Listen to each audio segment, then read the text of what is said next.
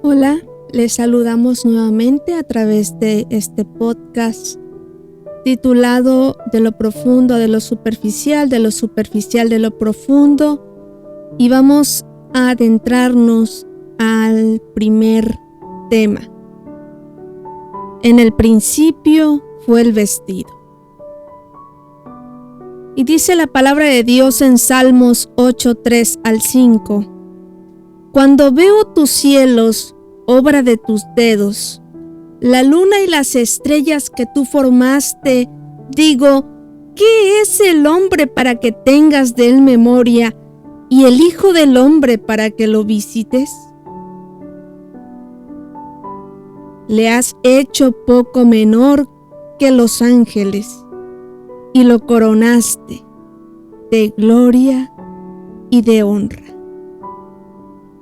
La primera pregunta de este primer capítulo, en el principio fue el vestido, nos está pidiendo que busquemos en la Biblia los siguientes textos: Éxodo 34 al 35, Lucas 17:2 y Primera de Juan 1:5. Después de que tú los puedas leer, identifica y escribe cómo se relaciona el ser humano ante la presencia de Dios y el vestido.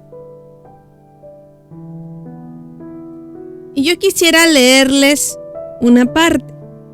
Fíjense que en el huerto del Edén, el vestido que revestía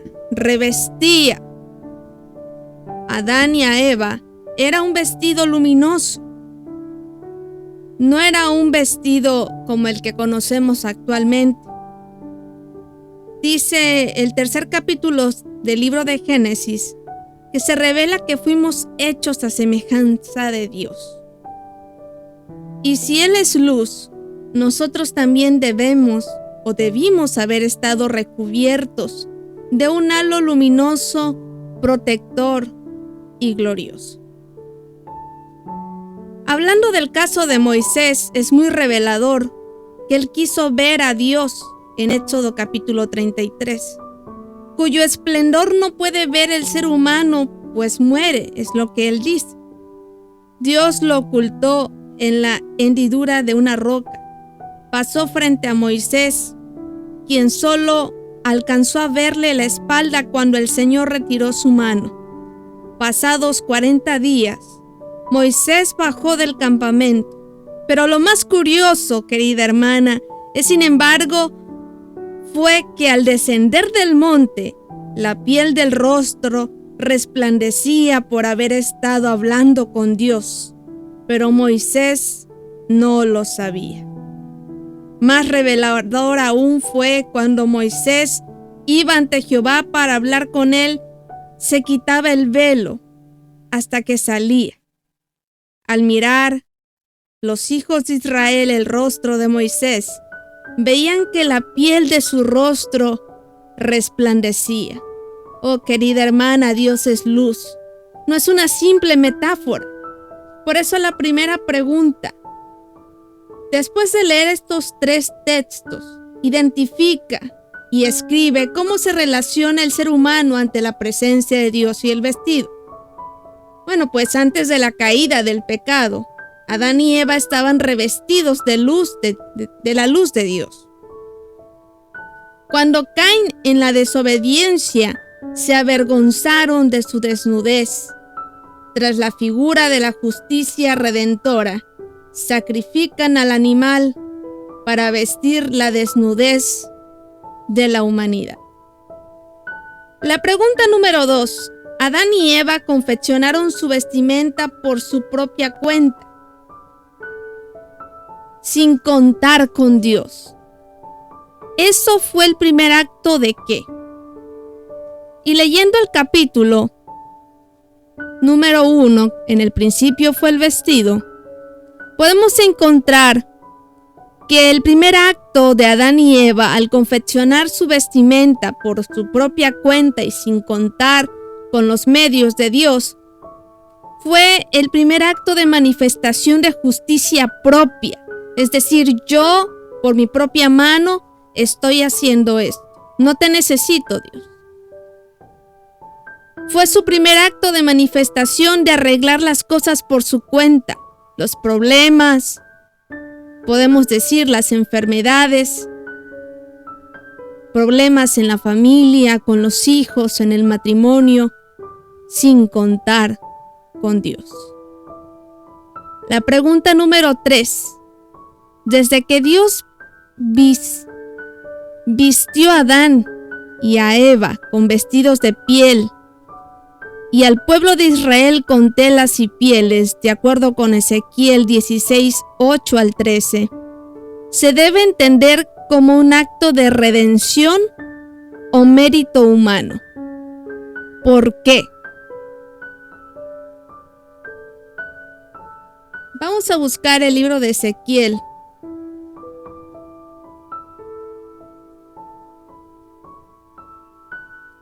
Capítulo 16, versículos 8 al 13, y dice: Te vestí de bordado, te calcé de tejón, te ceñí de lino y te cubrí de seda, te atavié con adornos y puse brazaletes en tus brazos y collar a tu cuello. Puse joyas en tu nariz y zarcillos en tus orejas, y una hermosa diadema en tu cabeza. Así fuiste adornada de oro y de plata, y tu vestido era de lino fino, seda y bordado. Comiste flor de harina de trigo, miel y aceite, y fuiste hermoseada en extremo. Prosperaste hasta reinar.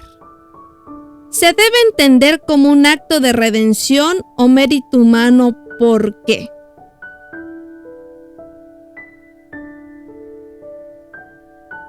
Muy bien.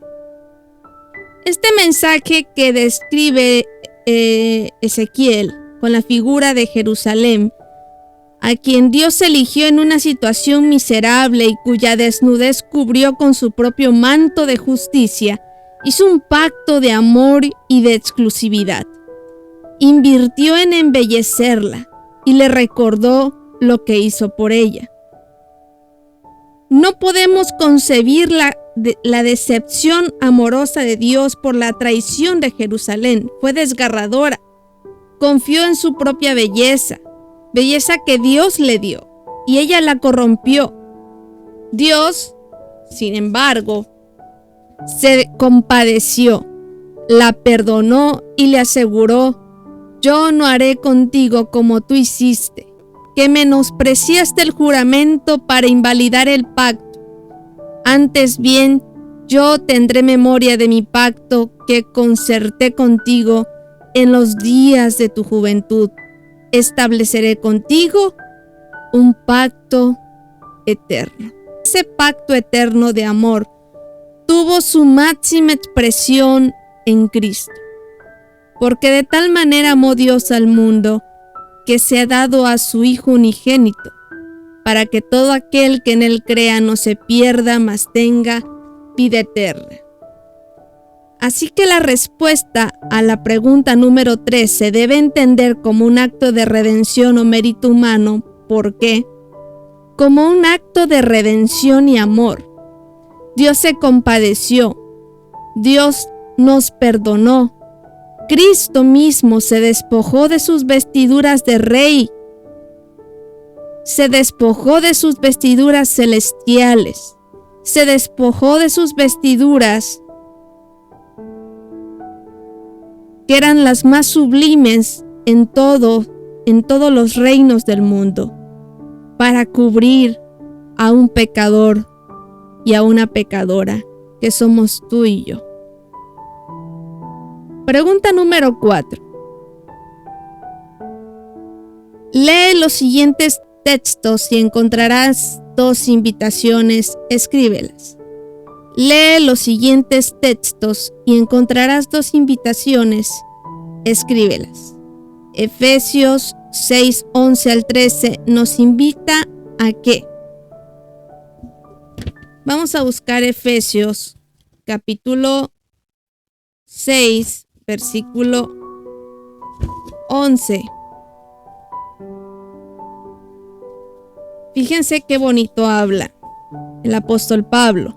Exhorta a vestíos de toda la armadura de Dios para que podáis estar firmes contra las acechanzas del diablo, porque no tenemos lucha contra sangre y carne, sino contra principados, contra potestades, contra los gobernadores de las tinieblas de este siglo, contra huestes espirituales de maldad en las regiones celestes. Por tanto, tomad toda la armadura de Dios, para que podáis resistir en el día malo, y habiendo acabado todo, estad firmes. Esa es la primera invitación. Y la segunda invitación se encuentra en Colosenses capítulo 3, versículos 12 y 14.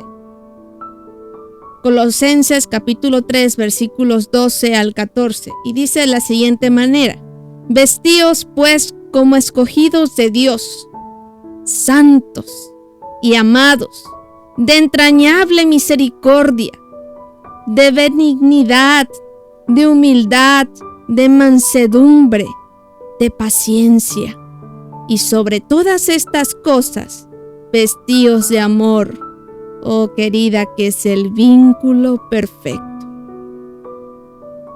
Nos invita Efesios capítulo 6 versículos 11 al 13 ¿a qué?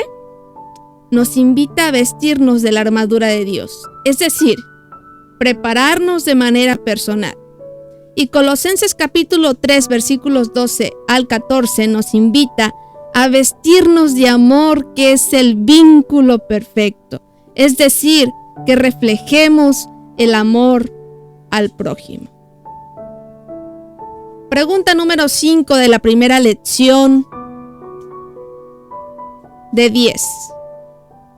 En la Biblia, en Apocalipsis 19 exactamente, encontramos que los redimidos, al igual que Adán y Eva, antes del pecado, tienen una característica en su vestimenta. La pregunta es, ¿cuál es? La siguiente pregunta: ¿a qué se debe que tengan esa misma característica?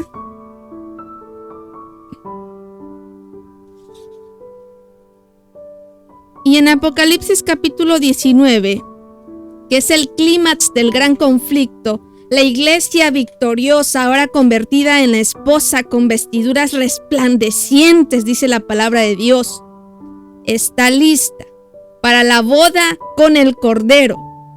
El victorioso Jesucristo, coronado, vestido de lino, con su manto teñido de sangre, evidencia y vestigio de la gran batalla. Y dice la palabra de Dios: y oí como la voz de una gran multitud, como el estruendo de muchas aguas, y como la voz de grandes truenos, que decía: aleluya, porque el Señor nuestro Dios Todopoderoso reina. Gocémonos y alegrémonos, y démosle gloria, porque han llegado las bodas del Cordero, y su esposa se han preparado. Y a ella se le ha concedido que vista de lino fino, limpio y resplandeciente, porque el lino fino es las acciones justas de los santos. Apocalipsis 19, 6 y 8. ¿Cuál es esa característica que deben de tener todos los demás para encontrarse con los redimidos, al igual que Adán y Eva antes del pecado? Tenían una característica en su vestimenta. Bueno, la respuesta es vestiduras resplandecientes, porque Dios nos restaurará a la condición que fuimos creados. Aunque la vestimenta es una invención humana, existe gran relación con asuntos espirituales, como el gran conflicto entre el bien y el mal. Para reflexionar, y eso ya te lo dejo a tu criterio, a que tú lo puedas analizar, estudiar y ponerlo en práctica. Te pregunto este día, ¿Has descuidado tu relación con Dios? ¿Has descuidado tu relación con Dios? ¿Qué has dejado de hacer y es necesario que empieces a realizar para restaurar tu relación con Él? ¿Ya no oras como antes? Probablemente hay más problemas en tu familia que te han alejado de creer en un Dios todopoderoso, alguna enfermedad que está tocando a alguno de tus seres queridos y tú dices: yo ya le he clamado a Dios y Dios no me responde. ¿Qué has descuidado con tu relación con Dios? ¿Qué has dejado de hacer y es necesario que empieces a realizar para restaurar tu relación con Él? Dice una cantante muy famosa cristiana que Él mucho tiempo nos llamaba durante la noche, pero cuando dejamos de escuchar su voz, entonces Él se fue y ya era demasiado tarde. Porque entonces, cuando esa persona se dio cuenta que había perdido una conexión importante con el Rey de Reyes, su alma se había extraviado. ¿De qué sirve ganar el mundo si tú pierdes tu alma? Reflexiona en esta lección número 1 sobre: en el principio fue el vestido. ¿Y qué te hace falta para acercarte a los pies de Cristo Jesús? Podrás ser bautizada, pero muchas de nuestras acciones, de nuestro carácter, de nuestras actitudes, han hecho que nos alejemos de esta conexión vertical con el de arriba. Que el Espíritu Santo se aleje, que los santos ángeles se alejen de nuestro hogar y entonces los dardos del enemigo acechen nuestro hogar con plagas, enfermedades, carencias económicas, problemas en nuestro matrimonio. No lo permitas, querida amiga. Sé que me estás escuchando y el Espíritu Santo trabajará en la buena obra, que es sembrar esa semilla en tu corazón para que algún día pueda dar frutos que alaben el nombre del Todopoderoso. Que el Señor te bendiga este día, el Señor prospere cada una de tus acciones y su bendición esté contigo todos los días de tu vida.